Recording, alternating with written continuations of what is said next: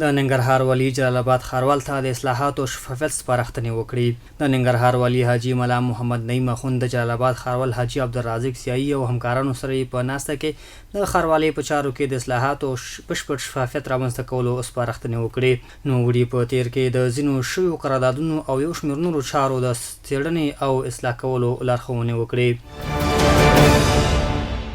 د ریاست الوزرا اداري مرستیال مولوي عبدالسلام حنفي تیره ورځ د الفات قل اردو له مرستیال مولوي محمد وکیل منیر او د بلخ ولایت سرحدي ریوا رئیس مولوي محمد جاوید سره په خپل کاري دفتر کې وکتل. له عکس څخه په خپره شوې خبرپاڼه کې ویل شوي چې مولوي محمد وکیل منیر او مولوي محمد جاوید په بلخ ولایت کې امنیتي وضعیت او سیمهیزي حکومتولۍ په اړه د خپلو کړنو او فعالیتونو په اړه ریاست الوزرا اداري مرستیال ته هر اړخیز معلومات ورکړل.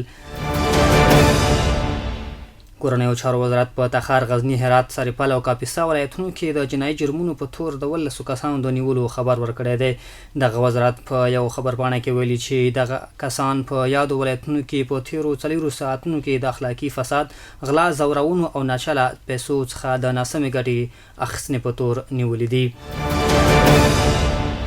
د ملي دفاع سرپرست وزیر ختیځ زون ته د سفر په ترڅ کې د 201 خالد بن ولید قل اردو له مسؤلینو او منصبینو سره وکتل.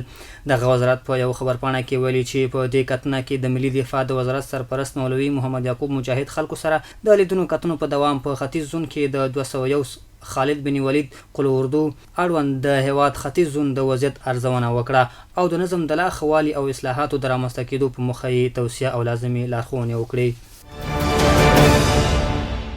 د پنجشیر د اطلاعات او کلتور ریاست مسؤلین دغه ولایت ته پر سایکل د یو الماني سیلاني د ورتګ خبر ورکوي. دغه سیلاني مارکونی نومېږي او د زرګونه کیلومتره مزل وروسته دغه ولایت ته تللی دی.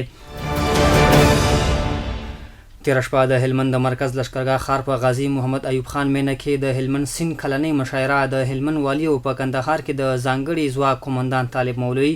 د اسلامي امارات وایان مولوي ذبیح الله مجاهد، مرستیال والي مولوي عبدالرحمن کندوزي، امنیه قومندان مولوي عبدالحکیم مبارک او د هیواد مشهور انقلابي نعتخوان ملا فقیر محمد درویش، د ځینو ادارو مسؤلینو، ګڼ شاعرانو، د ادب مینوال او سلګونو عامو خلکو په ګډون ترسره شوه. د پکتیا د کلو بیا رغونې او پراختیا ریاست مسؤلین د دغه ولایت په چاربران او زیړوک ولسوالۍ کې د 14 میلیونه افغانیو په لګښت د څاق اوبو د 2 شبکو د رغولو خبر ورکوي. د یاد ولایت د کلو بیا رغونې او پراختیا ریاست مطبوعاتي مسؤل د باختر اژانس سیمهیز خبریال ته وویل چې دغه ولایت د چاربران، اصول خیل او د زیړوک ولسوالۍ ورجنا کلیو کې د یونیسف اداري په مالی ملاتړ د 14 میلیونه افغانیو په لګښت د اوبو رسولو د 2 شبکو د رغولو چارې پیل شوې دي. د سرحدونو، قومونو او قبایلو وزارت د زابل په ارغنداب ولسوالۍ کې د 2 قومونو ترمنځ د 15 کلنې شخړې د حل خبر ورکوي. مسؤلین وایي د 2 قومونو ترمنځ د ځمکې پر سر رامنځته شوې شخړه کې یو تن هم وژل شوی دی.